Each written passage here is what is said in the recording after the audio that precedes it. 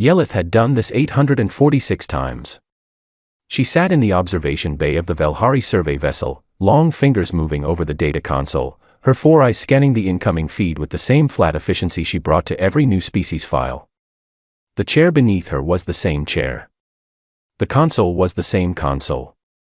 The galaxy, in her experience, had a way of producing the same civilizations in slightly different arrangements, like it was working from a limited set of ingredients and simply couldn't help repeating itself.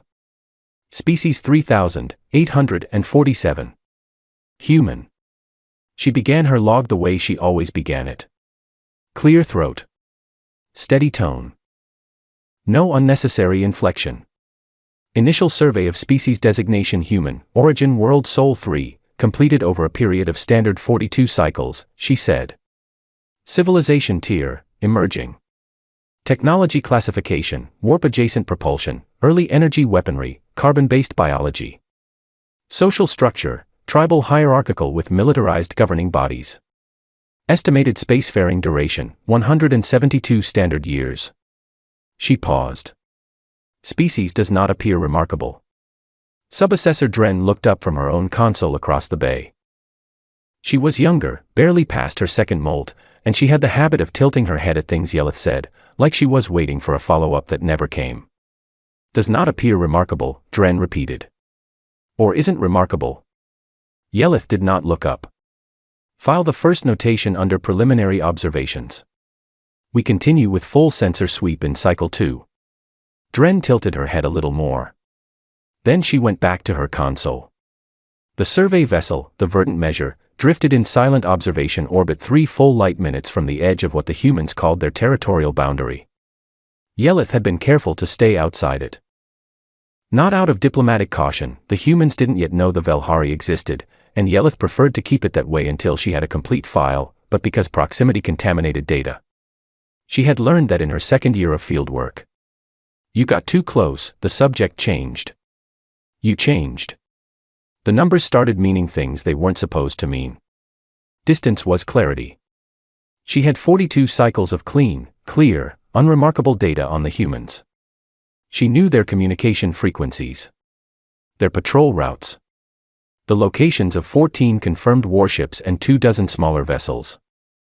She knew they had recently concluded a conflict with each other, not with an alien species, with themselves, over a border dispute on their 4th settled world. She had watched them negotiate afterward, loudly and badly, and eventually reach an agreement that satisfied no one and held anyway. She had filed all of it. Neatly. Clinically. Species 3847, she noted in her daily summary, presents no deviation from predicted developmental trajectory for a civilization at this stage of expansion. Recommend continued passive observation for 6 additional cycles before preliminary contact assessment. That was cycle 38. Then cycle 40 happened. Dren found it first. She let out a sound that wasn't standard Velhari, something shorter, sharper, and pulled the feed to the main display before she'd even turned to Yelith properly. Assessor Prime. Sector 7 Oris. The corridor. Yelith crossed the bay in 4 strides. The corridor in question was a narrow lane of navigable space between 2 dense asteroid fields, running through a stretch of territory the Velhari had mapped and quietly claimed as a transit route some 200 years prior. It wasn't advertised. It wasn't marked with any signal a human sensor array at their current development stage should have been able to read.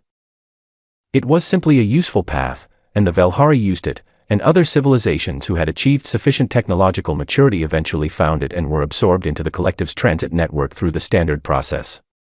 Something was in the corridor. 1 ship. Human origin by the drive signature.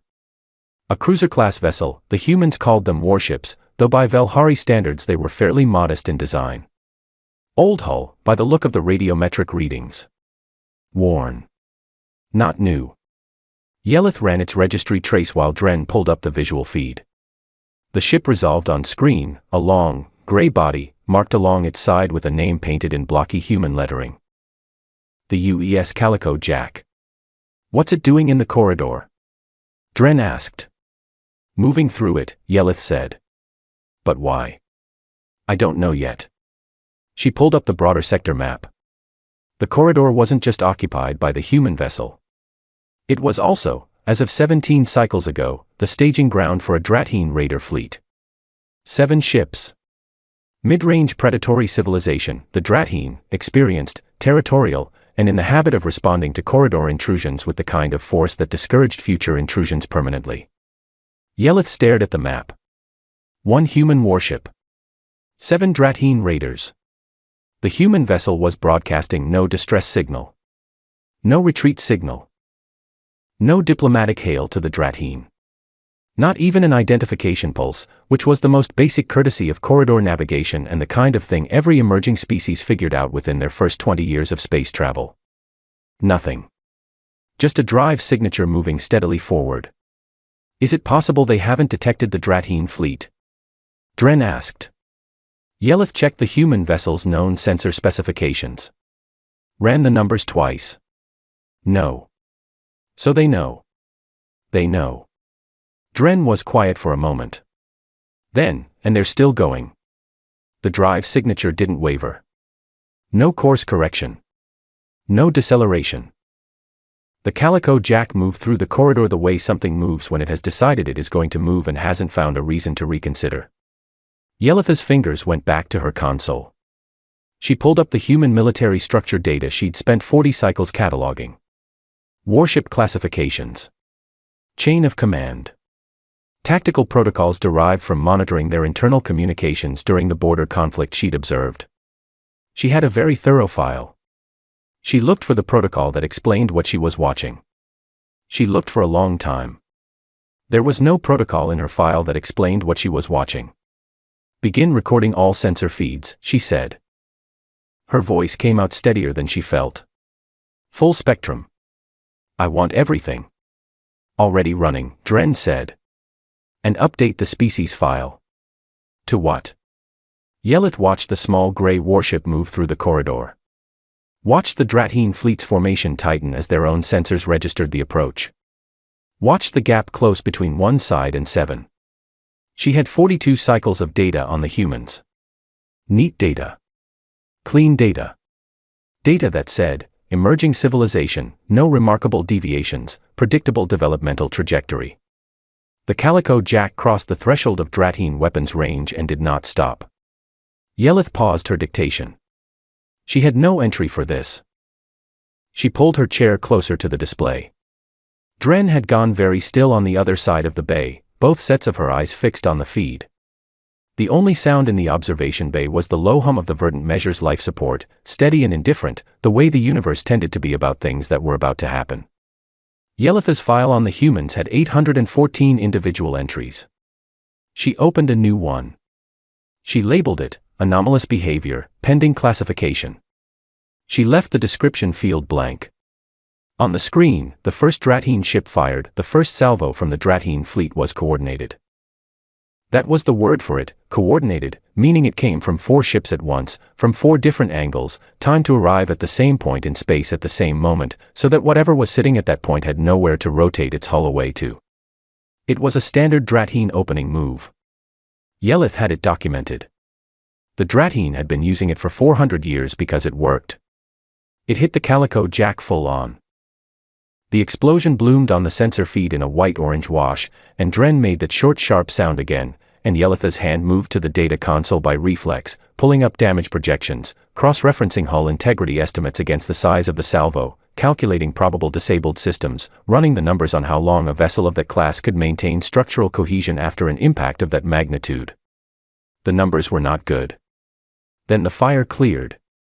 The Calico Jack was still moving. It's still moving, Dren said. Yelith did not respond. She was watching the feed. The human ship had taken the hit across its port side. 3 hull sections, visible even at this sensor resolution, were venting atmosphere. Not a little. A lot. Long white streams of it bleeding out into the vacuum like something torn open. The drive signature flickered once, twice, and then steadied. The weapons systems, according to the Velhari's passive read on the energy output, were still active. The Calico Jack kept going. The Dratheen fleet recalibrated. This was also documented behavior. After a first salvo, the Dratheen typically took 11 to 14 seconds to rotate targeting to secondary firing solutions, accounting for the now predictable position of the damaged vessel. Yelith had the timing logged. She had watched them do it to 3 separate civilizations in the past 6 cycles of her survey. 11 seconds. In those 11 seconds, the Calico Jack did something. Yelith leaned forward. "What is that maneuver called?" Dren asked. "I don't know. It's in your file somewhere, isn't it? Human tactical maneuvers, you catalogued." "It's not in the file."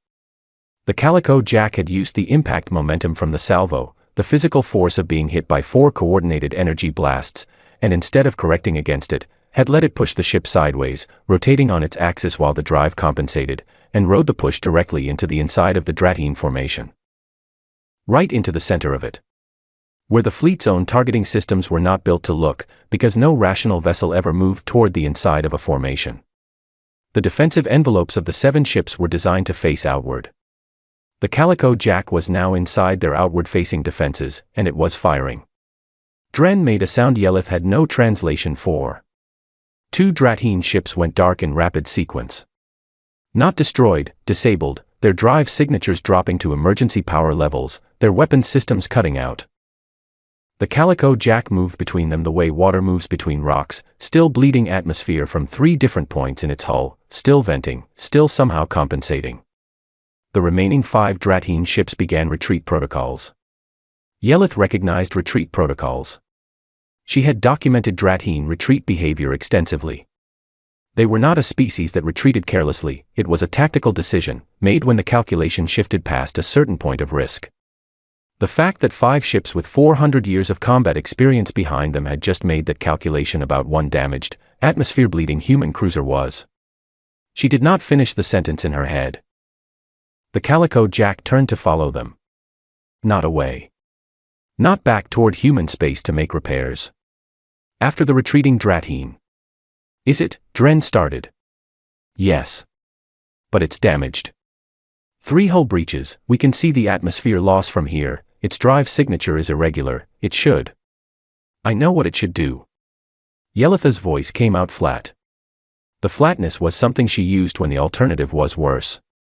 She had been an assessor prime for 31 years.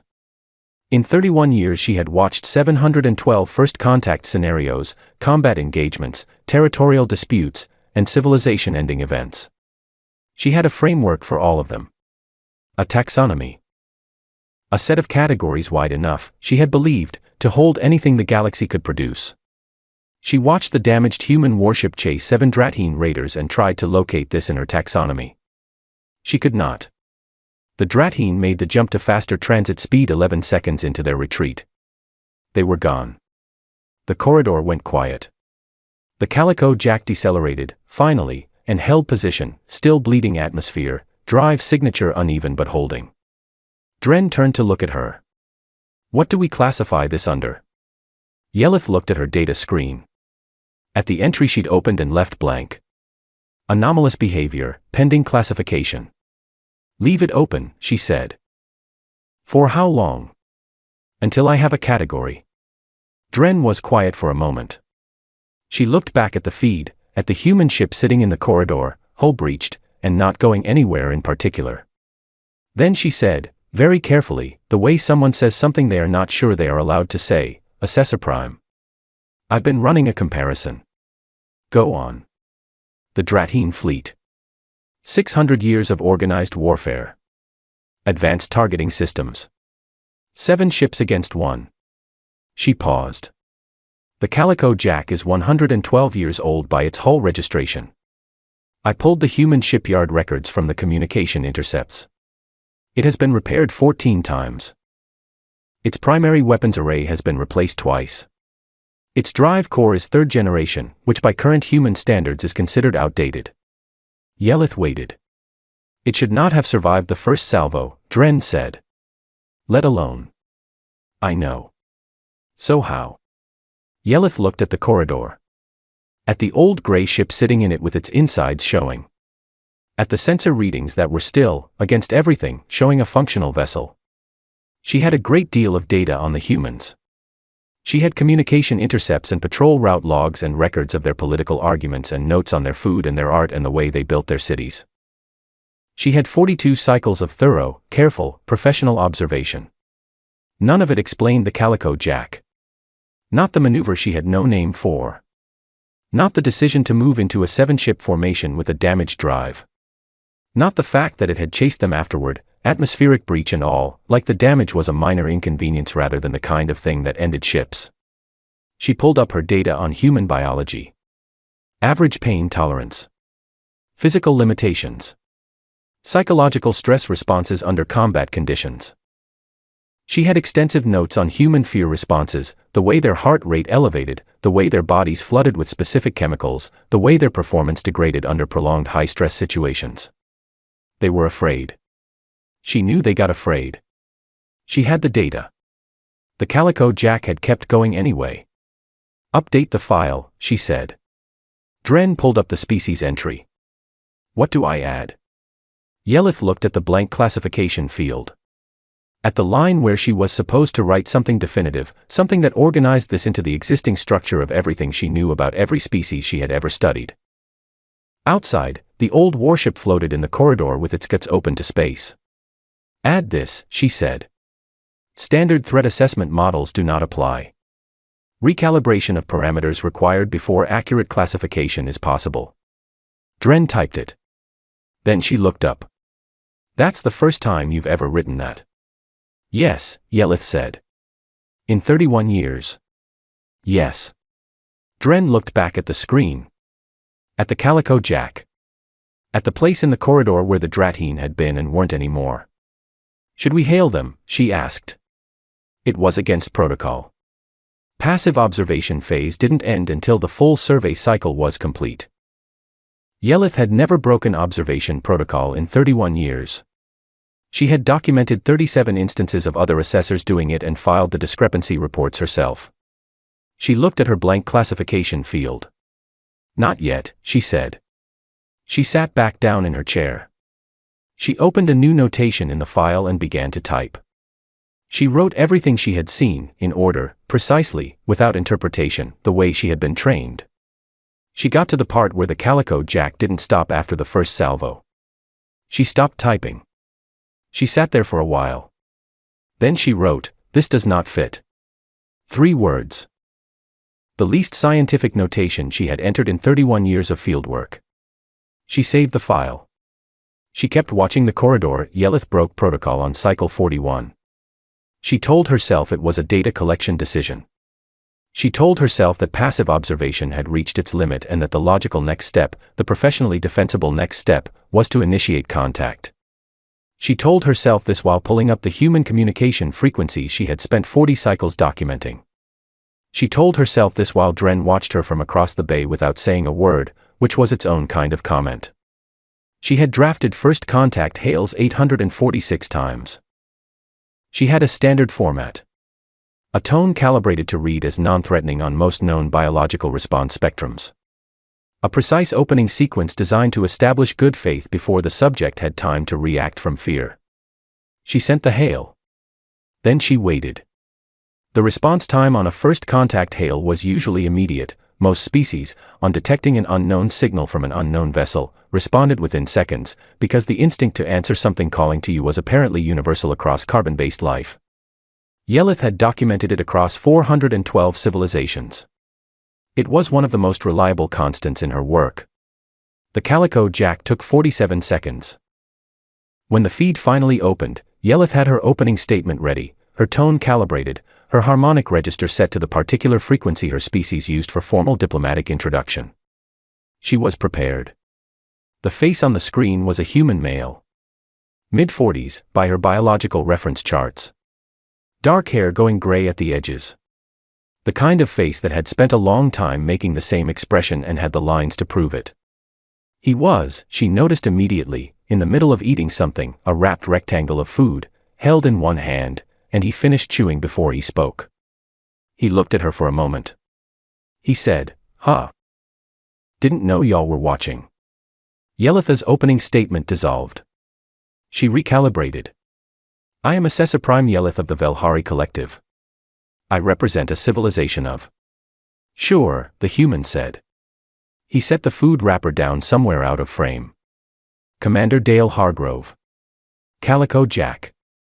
He glanced at something to his right, a control board, she estimated, and then back at her. You've been out here a while, then. Survey vessel. She had not told him it was a survey vessel. She had not told him anything yet. You picked up our ship class from the drive signature, she asked. From the way you're hanging back, he said. Raiders come in close. Diplomats announce themselves. Everything else sits at a distance and watches. He tilted his head slightly. You were watching pretty carefully. Yes, she said. Because denying it seemed pointless. See the whole thing? Yes. He nodded once, like she had confirmed something he already knew. Then he waited, in the particular way of someone who has answered a question and is now letting the other person catch up. Yelith looked at her notes. She had 17 prepared questions for the post-engagement contact scenario. She had written them last cycle, anticipating the moment when she would need to talk to the humans and wanting to be ready. She found the first one. Commander Hargrove. Why did you engage a superior force? They were in our corridor. She waited for more. He didn't add any. You consider this corridor human territory? We use it. We mapped it. We've been running transit through it for 11 years. That's enough. He said it without heat. A simple statement of how things worked in his understanding. The Dratine have a prior claim. They have used this corridor for. They can come talk to us about it, he said. That's how you work things out. They shot first. You did not attempt communication with them before entering their weapons range. They had 7 ships in our corridor. Anything I sent would have come across as asking permission. He said the last 2 words with a particular flatness, like they tasted bad. I don't ask permission to go where we've been going for 11 years. Yelith made a note. Not a diplomatic note. A personal one, in the margin of her file, where she sometimes wrote things she wasn't sure how to classify yet. It said, he is not aggressive. He simply does not recognize the architecture of the situation the way the Dratine do. Or the way I do. Why did you not retreat, she asked, when your vessel sustained damage from the first salvo? We weren't done. 3 words. She wrote those down too. Your hull sustained 3 significant breaches. Your drive signature was irregular. Standard combat assessment would suggest. Priya said we were fine. Yelith stopped. Who is Priya? My engineer. She assessed the damage and determined the vessel was still combat capable. She said, and I'm quoting here, she can take it, don't stop. Something moved at the corner of his mouth, not quite a smile, something smaller and quieter than that. We didn't stop. Yelith looked at her notes. She looked at the sensor data she had recorded. She looked at the 17 prepared questions on her screen and then she put them aside, because she was realizing they were the wrong questions, built on the wrong assumptions, and if she kept using them she would come out of this conversation with an answer that fit neatly into her existing file and told her absolutely nothing useful. She asked the question underneath the questions. Commander. How did you execute that maneuver? The one where you used the impact force to move inside the Dratine formation. There is no record of that maneuver in any tactical database I have access to. He looked at her steadily. It's not in a database. Then where does it come from? Priya had a feeling. The observation bay was very quiet. Yelith was aware of Dren, behind her, having gone completely still. Your engineer, Yelith said slowly, had a feeling. About where the ship needed to be. Yeah. And you based a combat decision, in a 7-to-1 engagement, on your engineer's feeling. I base a lot of decisions on Priya's feelings about the ship, he said. She's usually right. Yelith looked at him. At the calm, worn face. At the men who had, an hour ago, piloted a damaged century-old cruiser into the center of a Dratine formation because his engineer had a feeling, and had come out the other side. She asked the question she had been building toward since the first salvo. The one she had run the numbers on 4 times and gotten the same answer every time. Commander Hargrove. Your species has been in space for less than 200 years. The Dratine have been a martial civilization for 600. By every metric I have, technology, experience, numbers, tactical development, you should not have survived that engagement. He looked at her for a long moment. The corridor was quiet around the battered hull of the Calico Jack. Yeah, he said. He said it like it was the most natural thing in the world. Not proud of it. Not surprised by it. Just, yeah. Like she had pointed out that the sky was a particular color and he was confirming it. I know, he added. And then he waited for her next question, patient and unhurried, a man sitting in the command chair of a ship with its hull open to space. Yelith had no next question. She had a blank page where the next question was supposed to be, and no words to fill it with, and the quiet certainty, settling into her the way cold settles, slowly and everywhere at once, that the category she'd left blank in her file was going to stay blank for a long time. Not because she was failing at her job. Because the category didn't exist yet. I would like to come aboard, she said. It was not in the protocol. It was not in the plan. She had not cleared it with the collective or run a risk assessment or cross-referenced the request against established procedure. Hargrove looked at her. Then he glanced to his right again, said something to someone off-screen she couldn't hear, and looked back. Yeah, all right, he said. Watch your head on the way in. We've got a few things hanging loose. The docking process took longer than it should have, because one of the Calico Jack's secondary airlock seals had been damaged in the engagement and the crew had to jury-rig a connector using materials Yelith's sensor suite could not identify at first pass. She stood in the Verdant Measures docking bay and watched the repair happening on the external feed and made a note. The repair was not elegant. The humans used what they had, in the order they had it, and when it held they moved on. It held. Hargrove met her at the airlock. He was taller than the feed had suggested, most of the human commanders she had observed remotely were, and he looked at her with the same unhurried attention he had shown on the comm screen, like she was a piece of equipment he was assessing for function before he decided what to do with her. Long hallways, he said. Low ceilings for you, I'd guess. I'll go first. She followed him into the ship. The first thing she noticed was the smell.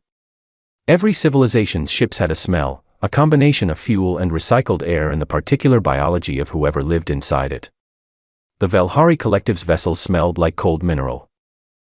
The Dratine ships she had observed from external sensors radiated heat signatures consistent with a sulfur-rich atmosphere. The Calico Jack smelled like metal and something burnt and something else underneath that she could not immediately classify but which registered, on some level she didn't have a scientific name for, as inhabited. This ship had people in it. Lots of them. For a long time. The corridors were narrow and the lights in 2 out of every 5 panels were either damaged or running on reduced power. Cables ran along the walls in places where the conduit housing had been removed and not yet replaced. Hargrove moved through all of it like a man walking through his own kitchen, automatic, comfortable, not thinking about where his feet were. He took her to engineering first. The engineering bay was loud. There were 3 humans in it working on various systems simultaneously, and the sound of them, tools, voices, the deep irregular thrum of a drive core that was clearly not running at full capacity, filled the space completely. Yelith had to process it in layers. Lieutenant Priya Okafor was on her back under a conduit housing in the far corner of the bay. Yelith could see her legs. Her voice was audible above everything else, not because she was loud but because she was speaking in a particular sustained way, low and steady, like someone reading aloud to a child. Come on, she was saying. Come on, baby, just give me that last 12%. You've got it. You've had worse than this. Remember Kepler Station? This is nothing compared to Kepler Station. Yelith looked at Hargrove. She's running diagnostics. Yelith asked. She's talking to the ship, Hargrove said. The ship. The drive core. The whole ship, sort of. She does it when she's working. He paused. It helps. Yelith looked at the legs sticking out from under the conduit housing. At the hands that had just appeared beside them, holding a tool she didn't recognize. At the steady stream of encouragement being directed at a machine. The ship cannot hear her, Yelith said. Hargrove looked at her with the expression she was beginning to recognize, the one that was not quite a smile and not quite disagreement but existed in the space between them. The drive output has gone up 4% since she started, he said. Yelith made a note. The medical bay was quieter, which was relative. It was quiet compared to engineering in the way that a room with 4 injured people and 1 doctor was quiet when the doctor in question was moving through it with complete economy, doing 3 things with each pass between the beds, wasting nothing. Dr. Nora Finch was shorter than she had looked in the personnel files. She was also, simultaneously, treating a burn injury on one crew member's arm, monitoring the readouts on a second crew member who appeared to be unconscious, and eating from a container of something with a small spoon held between 2 fingers of her left hand. She had a paper document, printed, physical paper, open on the side counter, and her eyes moved to it between each patient. She glanced up when Yelith entered. "You're taller than I expected," she said. Then she went back to the burn wound. "I have some questions about crew health status following the engagement," Yelith said. 4 injuries. 1 serious, stable. 3 minor, going home. Finch didn't look up. "None of them are dying. I'd tell you if they were. The stress response on human biology during a combat engagement of that. They'll sleep it off." She moved to the next bed, checking the readout. "The ones who won't talk about it never do, and the ones who will talk about it will talk too much for about 2 days and then they'll be fine." She glanced at Yelith again. "First time seeing humans?" "First direct contact, yes." "We're a lot," Finch said. "Give yourself a day." Yelith was not entirely sure what that meant. She made a note anyway. Hargrove led her back into the main corridor. They passed a junction where 2 crew members were rerouting something through the wall panel, talking to each other in the shorthand of people who had done the same thing in the same spot before. They barely glanced up. Then, at a junction 3 corridors from the observation deck, she nearly walked past him. Ensign Caldeering was sitting on the floor. Not injured. Not working. Not waiting for anything visible. He was sitting with his back against the wall and his eyes closed, feet flat on the floor in front of him, hands loose in his lap. He looked young, younger than most of the crew she had seen, which was a meaningful comparison given how young they all seemed by Velhari standards. Yelith stopped. She ran a rapid scan with her personal sensor array. No injury. Stable biosigns. Not unconscious. Not in distress. Just sitting on the floor. She looked at Hargrove. He made a small motion with his hand. "Give it a moment." She stood there. After 93 seconds, Deering opened one eye. He looked at her. She looked at him. He closed his eye again. She stayed where she was, with the specific discomfort of someone who has all the data for a situation except the most important piece. After another 40 seconds he opened both eyes, put his hands on the floor, stood up, straightened his uniform jacket with 2 short pulls, and walked back down the corridor in the direction of his post without a word. She watched him go. "Is that a standard recovery protocol?" she asked. Hargrove thought about it. For him, yeah. Pretty much. The last place Hargrove took her was small.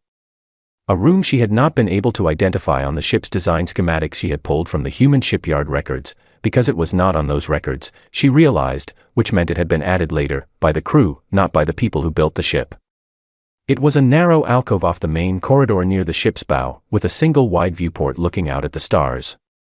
Hargrove was there already in the sense that he seemed to belong there. He stood at the viewport with his arms loose at his sides, looking out, doing nothing in particular. "What is the purpose of this room?"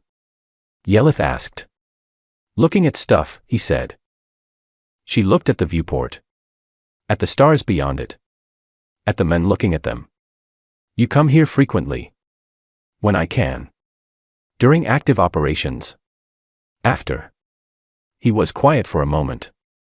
"Sometimes during." She stood behind him and looked at the same stars. She had looked at stars for 31 years. They had never struck her as something to come to a specific room for. They were navigational data. Background. Constant. She looked at what he was looking at, and she could not tell what he was seeing that was different.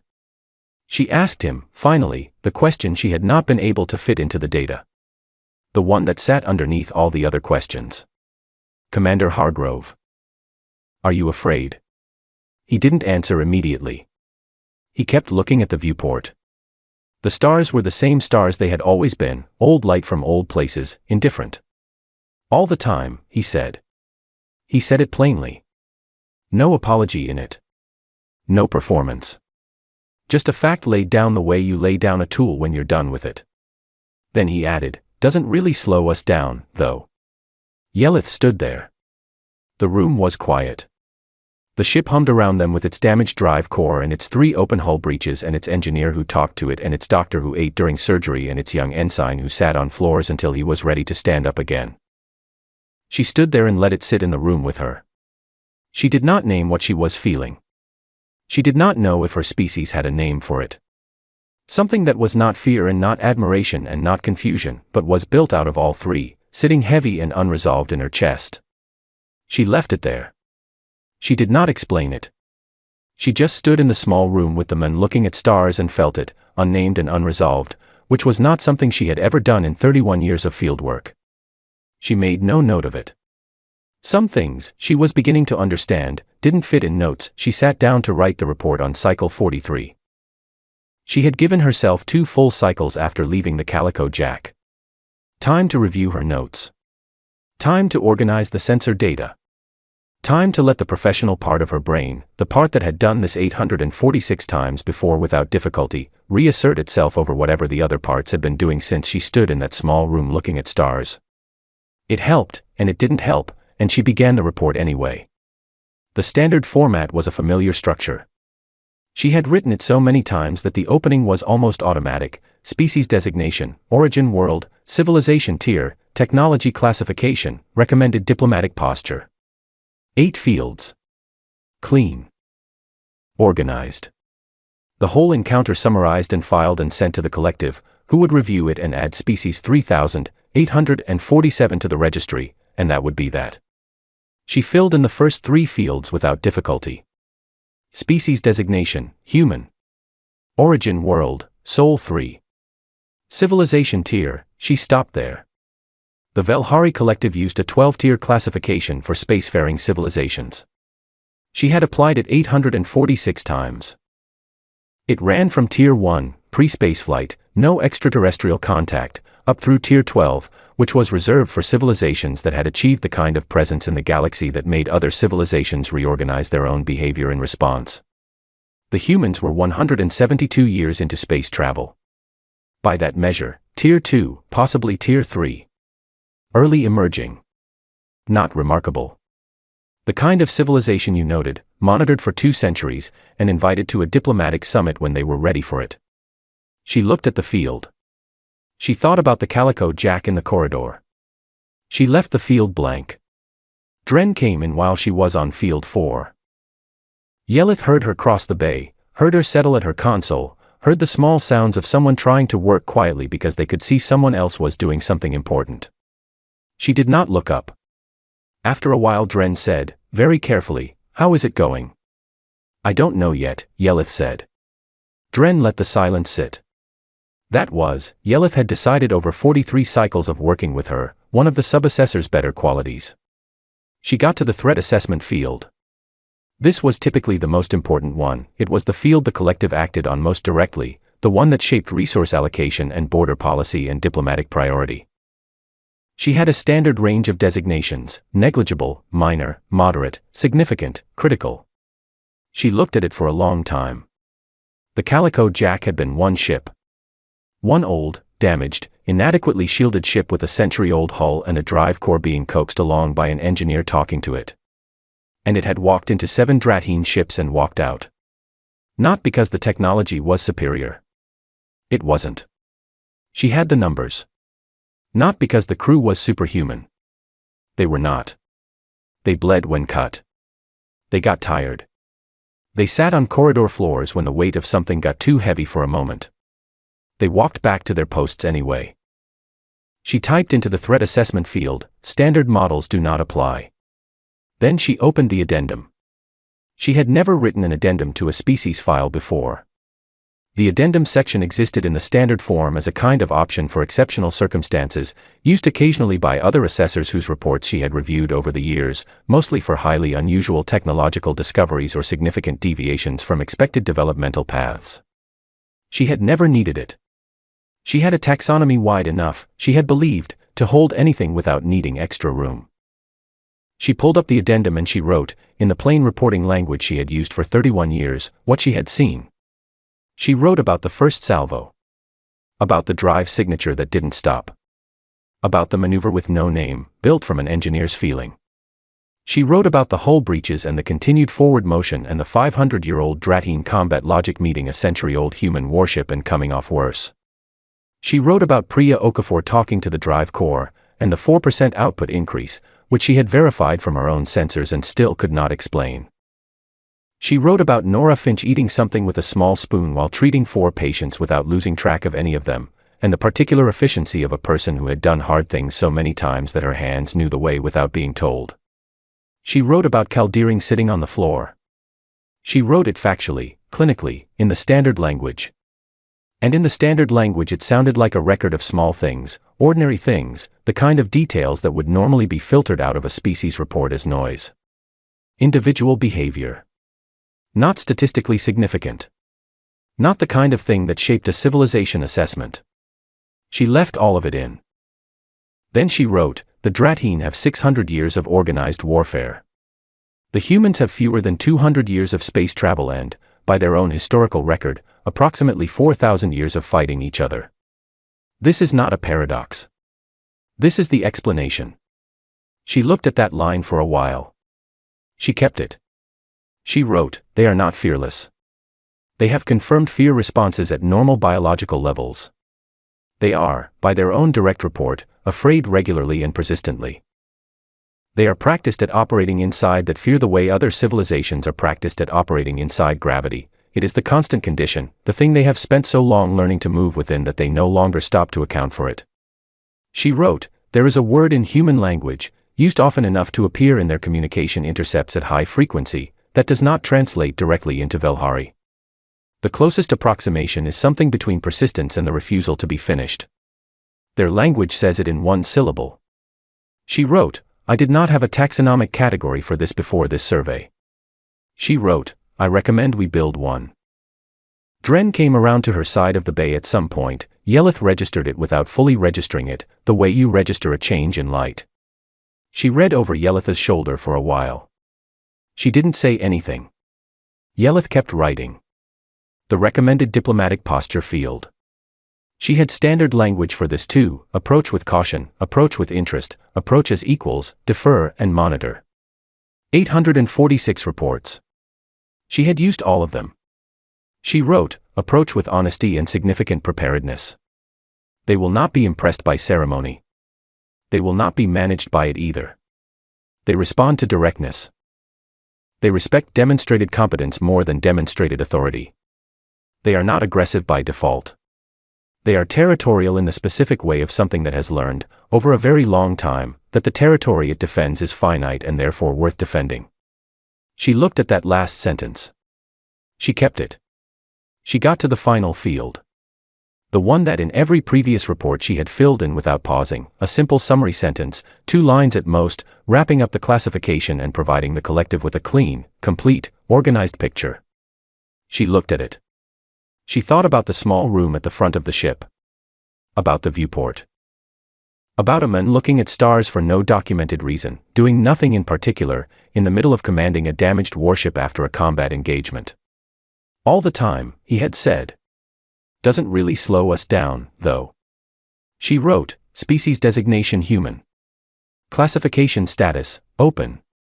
The taxonomy has not yet developed adequate categories for this civilization. The file will remain active pending further observation and the development of appropriate classification tools. She stared at it. Then she added, in the small personal notation space at the bottom that collective regulations technically reserved for operational context but which she had used, over 31 years, for the observations that didn't fit anywhere else. The blank field is not a failure of observation. The observation was complete. The blank field is an accurate reflection of where our understanding currently ends and something larger begins. Dren was standing beside her. She read the last line. She was quiet for a moment. What will you call the new category? She asked. When you build it.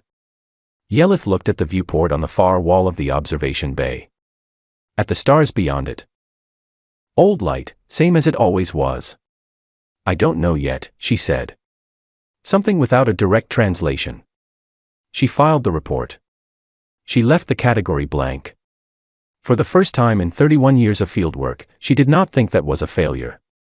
She thought it was, possibly, the most honest thing she had ever sent to the collective. And she thought, sitting in the quiet of the observation bay with the stars outside and the empty field on her screen, that the humans would probably have a word for that too. One syllable. The kind that didn't need explaining.